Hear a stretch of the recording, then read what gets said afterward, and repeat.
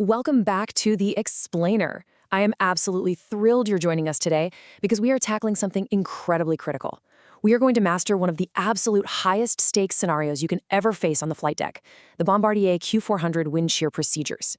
Look, when the weather turns violent and the air beneath your wings just gives out, there is zero room for hesitation. You need pure, unadulterated procedural discipline. Our goal today is to lock these exact sequences into your brain so effortlessly that if the moment ever comes, your response is pure muscle memory. Okay, let's dive right into this. I want you to put yourself right there in the left seat. You are the pilot flying, the PF, in a Q400. You're on approach, and staring you down through the windshield is a massive, severe thunderstorm. The air is heavy, the tension is sky high, and your radar is painting red. So how do we survive this? Well, we survive by knowing exactly what to look for and exactly how to react.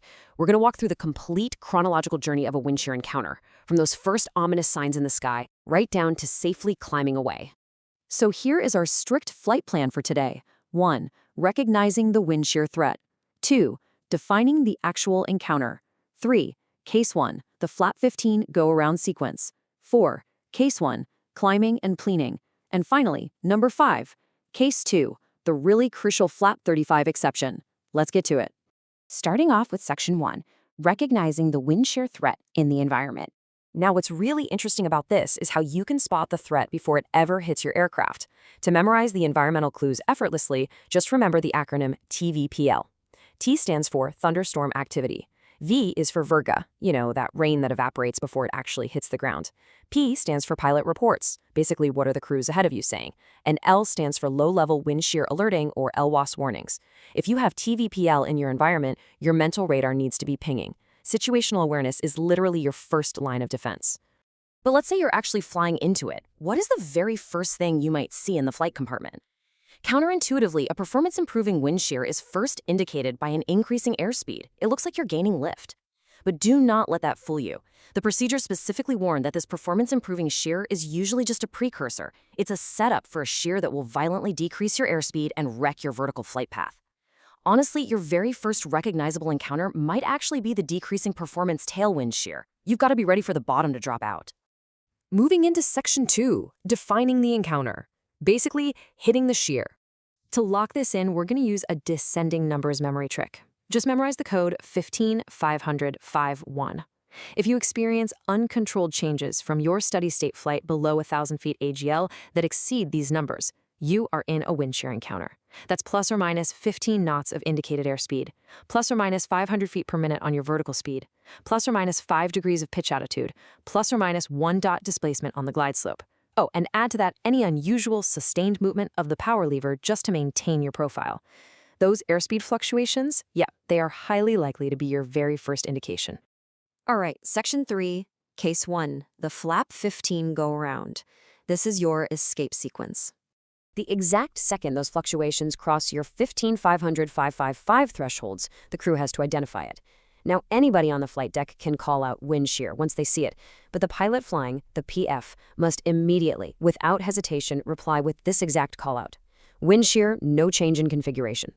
Right on the heels of that call, the pilot flying initiates the go-around. You call out, go around, check power, flap 15. And while you're saying that, you're executing 3 physical actions simultaneously while keeping those wings level. We use the mnemonic SPP to remember this. 1. Select the go-around button. 2. Shove those power levers to the rating detent. 3. Pitch up exactly 10 degrees for the go-around attitude. SPP. Select, power, pitch. And this brilliantly illustrates the teamwork required here. Because while the pilot flying is practically muscling the aircraft out of danger, the pilot monitoring, the PM, has some strict cross-checking duties. The PM has to quickly recheck and ensure the condition levers are at max, the flap is actually at 15, and end top is on the ED.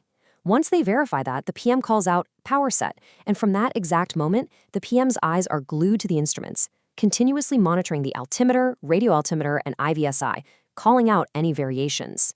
Now, things are getting super dynamic, and your airspeed might suddenly surge. This is where we apply the rule of 15. If the airspeed crosses 160 knots, the PM has to call out speed 160, pitch 15. Why? Because there's a flap 10 speed restriction of 167 knots. So, hearing that, the pilot flying has to adjust and hold a pitch of exactly 15 degrees. So you hold that profile, you fight through the shear until, finally, the airspeed and altimeter readings start to increase linearly. That linear increase is your golden ticket out. The pilot monitoring sees this and makes the critical call, clear of wind shear. Then they immediately inform ATC, saying something like, SG-123 experienced wind shear on approach. By the time that radio call is going out, the pilot flying is already reducing the aircraft's pitch back down to 10 degrees and holding it there. That brings us to Section 4, Case 1, Climbing and Cleaning. We are in the climb phase now. Let's move along and see how this builds into our standard procedural call and response.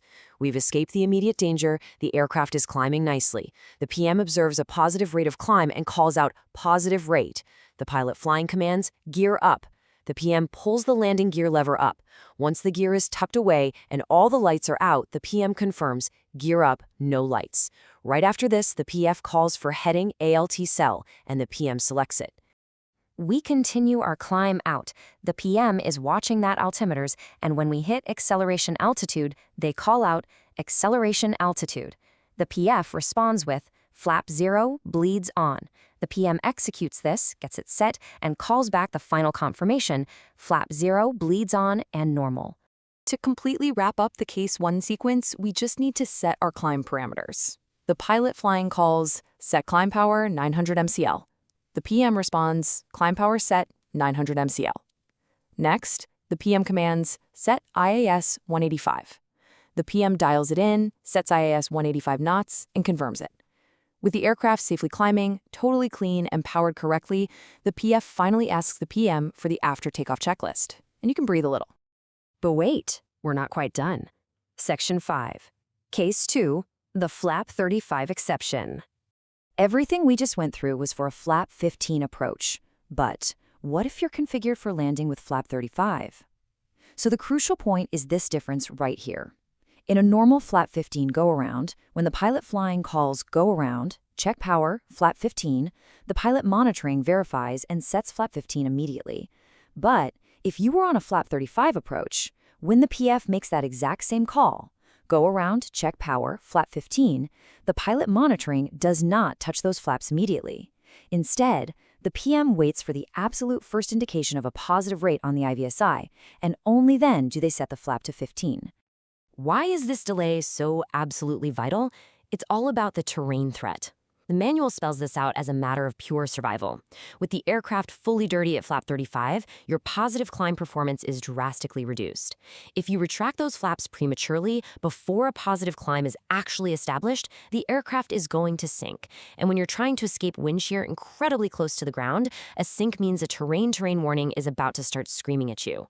Waiting for that IVSI to show a positive rate before retracting to flap 15 is literally the difference between climbing away safely and a potential disaster. We've covered a lot today. The TVPL environment checks, the 15500-51 encounter numbers, the SPP escape maneuver, and all those strict PM callouts. But I really want to leave you with this final high-stakes question. When you're below 1,000 feet, the airspeed is violently fluctuating, seconds count, and the ground is terrifyingly close. Will you remember to wait for a positive rate before touching the flaps on a flap 35 approach? Master these procedures, make the sequences muscle memory, and never, ever let the weather catch you unprepared. Thanks so much for joining this explainer. Keep visualizing the flight deck and stay safe up there.